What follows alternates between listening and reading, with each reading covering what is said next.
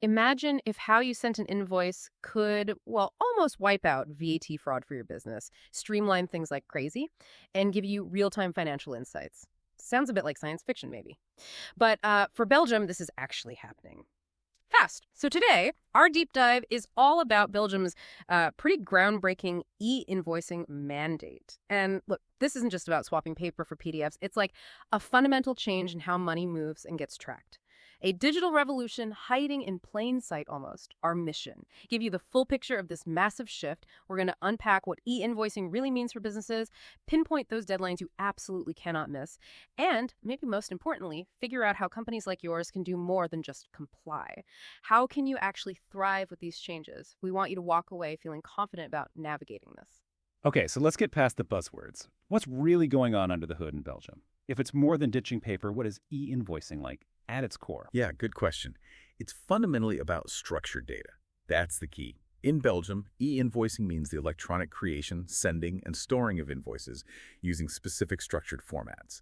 And the main one everyone needs to get their head around is PEPL BIS 3.0. Think of it less like a digital picture of an invoice and more like data that computer systems can read and process instantly. No manual entry needed, ideally. Okay, structured data. PEPL BIS 3.0 makes sense. Exactly. And the goals behind this are, well, they're pretty ambitious. It's multifaceted.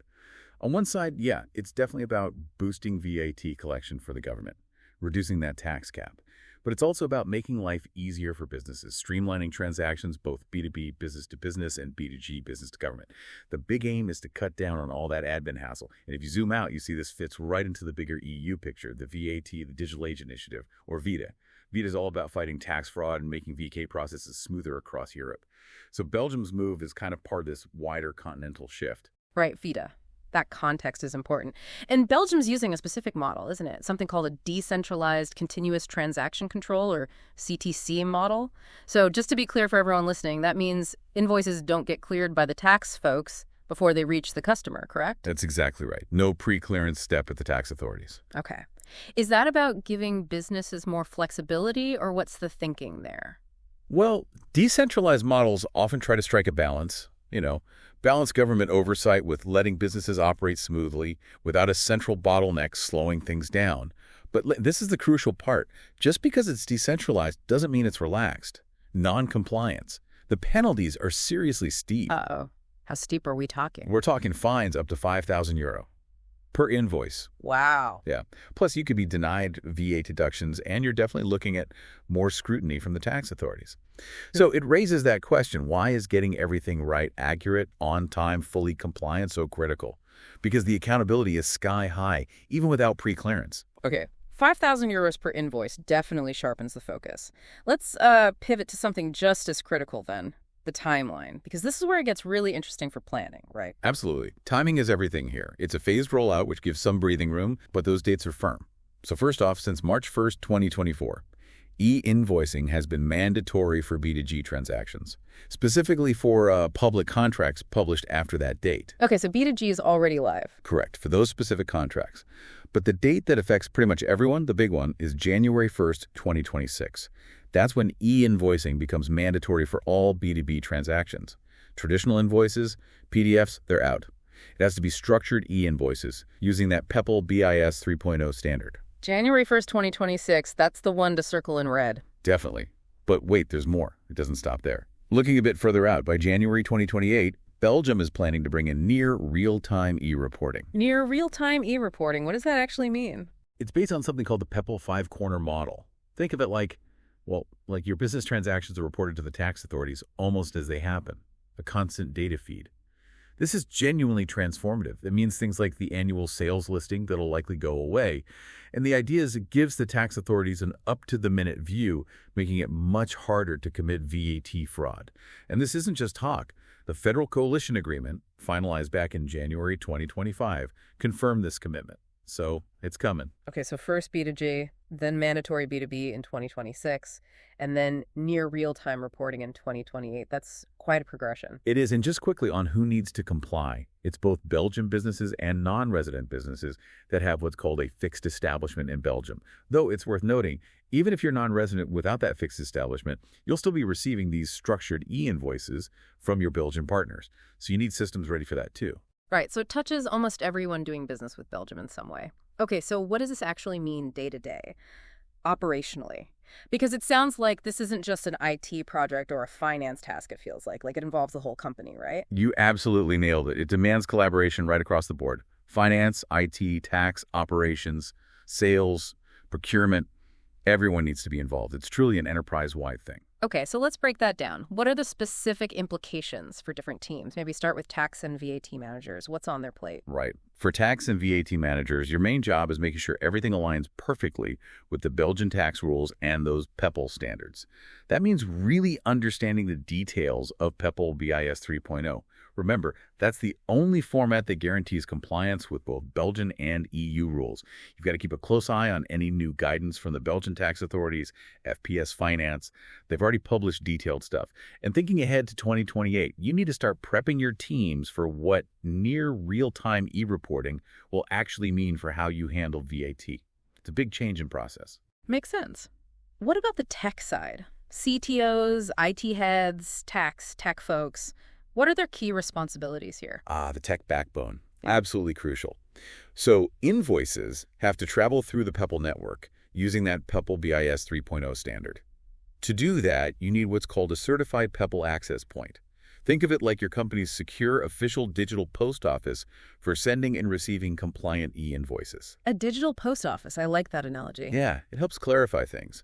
Using a certified access point is how you ensure the invoice is valid, gets where it needs to go, and helps you avoid those nasty fines we talked about. Now, there's also Hermes, which is a temporary government portal. It's kind of a stopgap if a business isn't quite ready. A stopgap, so not the long-term plan. Exactly. Think of Hermes as like manual entry.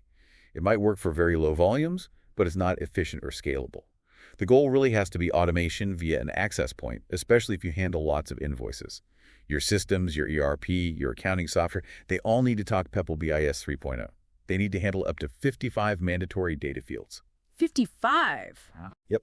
Everything from seller-buyer details, VAT breakdowns, payment terms. It's detailed. The good news is, the secure PEPL transmission handles authenticity and integrity, so you don't necessarily need separate digital certificates on the invoice itself. Okay, 55 data fields. That sounds like a potential headache for getting the data right in the first place. What's the big challenge there? That's a great point, and it leads right into the role of ERP specialist. Your job is absolutely central. You're the ones implementing the system changes. And yes, the biggest hurdle is often mapping your existing data, which might be in older systems or formats, to that strict PEPL BIS 3.0 structure. You have to do this without losing data or introducing errors. So data remediation, cleaning up and standardizing your data becomes critical.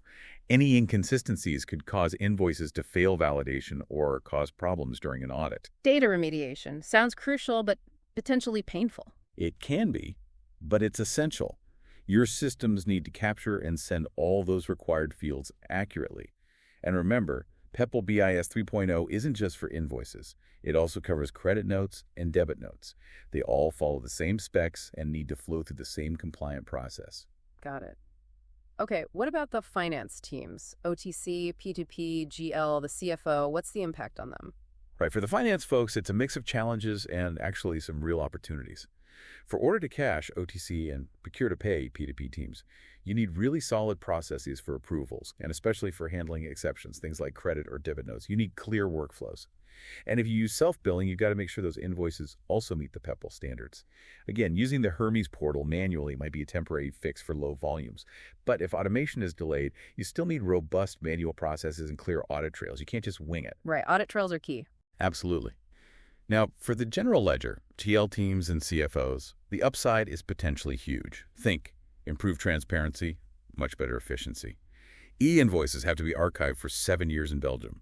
And because PEPL invoices are structured, machine-readable data, it actually makes storing and retrieving them much easier. But, and this is important, the business is still responsible for maintaining those auditable records. So having structured archiving processes from the get-go is vital for being ready for audits. It can make future audits way simpler. That's a really thorough breakdown of the how. Okay, let's shift gears a bit. We've talked a lot about compliance, avoiding penalties. But what about the upside? Are there strategic advantages, opportunities for businesses that jump on this proactively? Is there a payoff beyond just ticking the compliance box? Oh, absolutely. It's not just stick. There's quite a bit of carrot, too. The Belgian government is actively encouraging this transition with some pretty significant financial incentives. This makes the period right now, before the mandatory deadline, kind of a golden window for adoption. Financial incentives? Like what? Well, for starters, from January 1st, 2025, the investment deduction for digital investments, things like software, maybe cloud services, is increasing to 20%. Okay, 20% deduction. That's helpful. It is. And there's more. Between 2024 and 2027, businesses can get an increased cost deduction of 120% on investments and expenses specifically linked to e-invoicing. 120%. Seriously? Seriously. That covers software, tech upgrades, even consultancy fees to help you make the switch. Wow. And for smaller players, sole proprietors, and SMEs, there's a deduction increase from 10% to 20% for relevant spending after January 1st, 2025. So the key insight here isn't just about the tax breaks themselves, it's that Belgium is effectively subsidizing your digital transformation in this area. This makes it a really opportune time to maybe look at broader ERP modernizations or process improvements that go beyond just the invoice itself. You get help paying for it. Those are genuinely compelling incentives. And you're right to stress they're time limited. Acting before that January 1st, 2026 deadline seems like a no-brainer to grab this support. It definitely reduces the pressure of a last-minute scramble and lets you start reaping the efficiency benefits sooner. Is there like a catch or common pitfalls people fall into despite this help? The main pitfall, honestly, is underestimating the scope. Thinking it's just an IT upgrade, oh, we'll just buy some software. When really, it's a fundamental process change. It impacts finance, sales, procurement, how different departments work together. That's the biggest hurdle, the mindset shift. Right, seeing it holistically. Exactly. Looking ahead, this whole Belgian e-invoicing push is a really key part of their bigger digital transformation plan. It lines up with those EU goals we mentioned, better tax systems, less fraud, smoother compliance across the board. And bringing in near real-time e-reporting by 2028, using that PEPL five-corner model, just cements that commitment. It shows the direction of travel. Okay, so for you listening right now, thinking about your own business, what are the absolute key things to keep in mind to ensure you comply smoothly and, ideally, grab those strategic benefits? Okay, let's boil it down. Vital steps. First, understand and stick to those deadlines. B2G is already here for some. B2B is January 2026. And start planning now for near real-time reporting in 2028. Don't wait. Second, make sure your invoicing systems, your ERP, everything fully aligns with PEPL BIS 3.0. Remember, it's the only compliant format, no cutting corners there. Third, prioritize automation. Get set up with a certified PEPL access point. It reduces risk, boosts efficiency way beyond what manual processes or Hermes can do. And finally, develop really robust internal processes. For data accuracy, getting those 55 fields right. For handling exceptions smoothly. And for secure, compliant archiving for those 7 years. And just to hammer it home one last time, those penalties we mentioned earlier, they are real. Accuracy, timing, full compliance, they're not optional. They're absolutely paramount. All right, and that brings us towards the end of this deep dive. We really hope you now have a clearer, more complete understanding of Belgium's e-invoicing landscape and, crucially, what it means for you and your business. Yeah, as we've seen, this really goes beyond just invoices. It's about embracing digital transformation at a core business level. So maybe this raises an important question for you to take away. How ready is your organization for this kind of accelerating digital shift? Not just in Belgium, but as these kinds of mandates pop up more and more around the world. Getting ahead of the curve now, embracing this proactively, can genuinely position your business for, well, better agility, much improved financial transparency, ultimately giving you a real competitive edge in this digital age. A fantastic point to end on. Thank you so much for joining us on this deep dive. We encourage you to think about how these shifts might impact other regions you operate in or your own specific setup. Until next time.